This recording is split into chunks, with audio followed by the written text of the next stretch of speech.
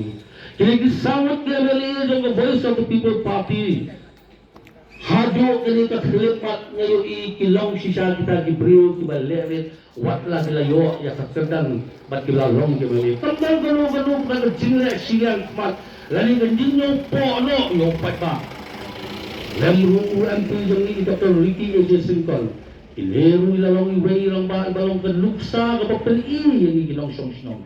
Bakit jinlang unang umikmat kamday jinlang kabalong halor yung patba. Hari kadai kejilong no mikmat kalong banyayat lingkap ko pada nisaki ya kata ngandokam mangan buntil ya kata piyo ihi lagi jong hikmat ya ula melir jong ubana kalito constituency ya kaya yang jong ya kal lek kawan jong u ba ya kajim ka ba em kata kadai ke nuksa kapapa kini mikmat kinong yalam jong Voice of the People kikwa banwan lam sa piyo pada kadang kesang na bakwa pa na ay jingkay likong yang anong iti. Likong ta ay jingkay nga mga nyokor. Ya kasang-sang patay. Namang nila shatok nila shashkor. Haka politics. Kapaparong iyo kaya tangya kijungkular kilong bay swag election. Hanay daw depth election umdan bay ito usu upay ba. Ganito party kapahikay upay ba kapag nangay tenang.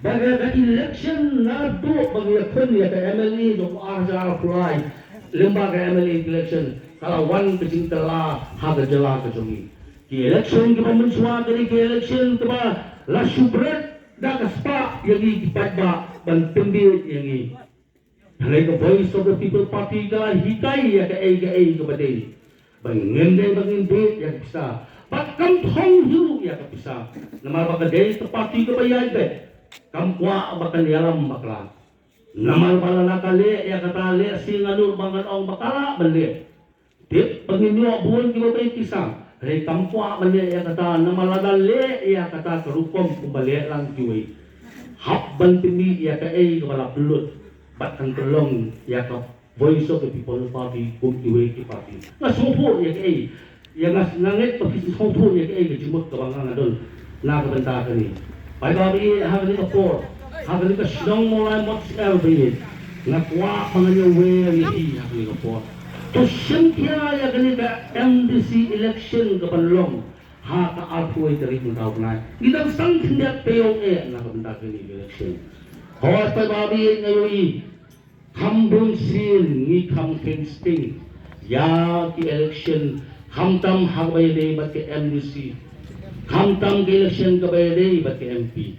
Hari ngayon tenang, malimba ka Voice of the People Party sa MP election ka ba ng syudap long siyan kalalong kaway ni election ka ba jok ka ba upat ba uswopo iya ka jingkor doon.